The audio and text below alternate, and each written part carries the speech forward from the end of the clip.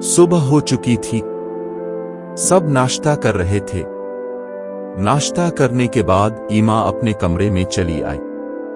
उफोन अस्पताल चला गया था। हमजा मौका की तलाश में था और बिलाखिर वो ईमा के पास आया। ईमा घबरा गई। हमजा, तुम यहां से चले जाओ, अगर किसी ने देख लिया तो बुरा हो जाएगा, ईमा ने दबे लहजे में कहा। हमजा ने संजीदगी से कहा, नहीं ईमा, जब तक तुम्हें सच ना बता दूं मैं यहां से नहीं जाऊंगा।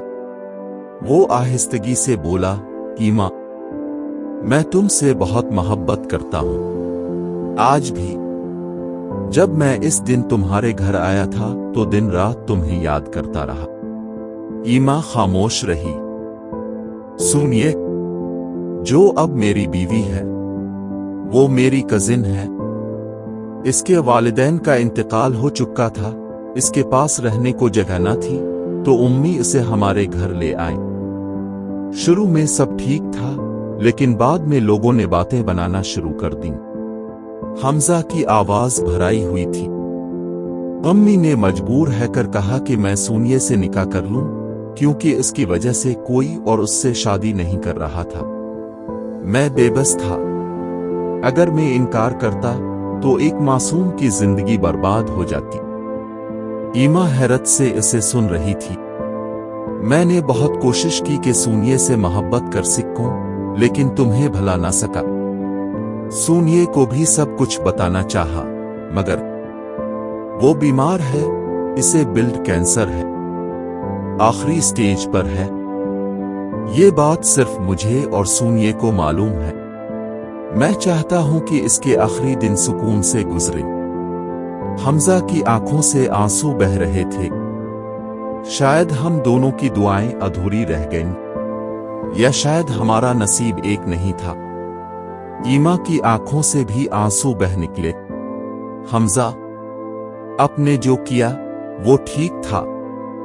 मैं अल्लाह के फैसले पर राजी हूं। इसी दिन हमजा वापस चला गया।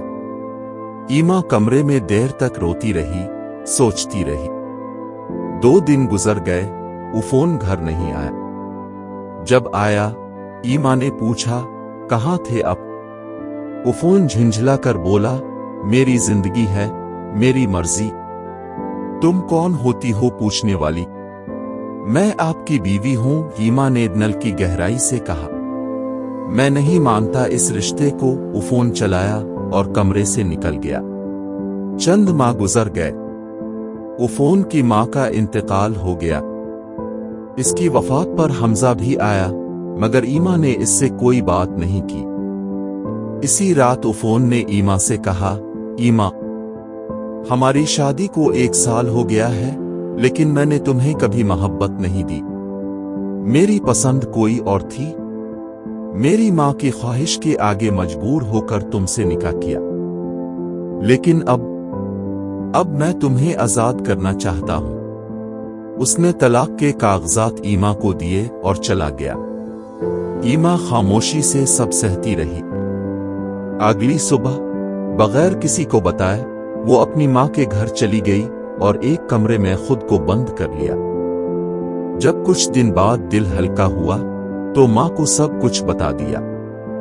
मां ने इसे सीने से लगा लिया। बेटी, अल्लाह हर आजमाइश के बाद सुकून देता है, बस सब्र रखो। कुछ दिन गुजरे। एक दिन हमजा की बीवी सूनिये और उसकी मां ईमा के घर आए। ईमा उन्हें देखकर चौंक गई। सूनिये ने कहा, ईमा, मुझे हमजा ने सब कुछ बता दिया है। मैं मुआफी मांगने आई हूं। मैं तुम दोनों की मोहब्बत के बीच आ गई, मगर अल्लाह गवाह है, मैंने जानबूझकर कुछ नहीं किया। मैं जा रही हूं। शायद मेरा वक्त भी करीब है, लेकिन मैं चाहती हूं कि मेरी मौत के बाद हमजा का ख्याल तुम रखो। क्या तुम इससे निकाह करोगी? ईमा का दिल लरस गया। उसने कहा, यह फैसला अल्लाह पर छोड़ती हूं। लेकिन सूनिये की इल्तिजा, मां की रजामंदी और हालात ने फैसला कर दिया। कुछ ही दिनों बाद ईमा और हमजा का निकाह हो गया। بے شک صبر کا پھل میٹھا ہوتا ہے، دعا اگر دل سے نکلے تو تقدیر بن جاتی ہے۔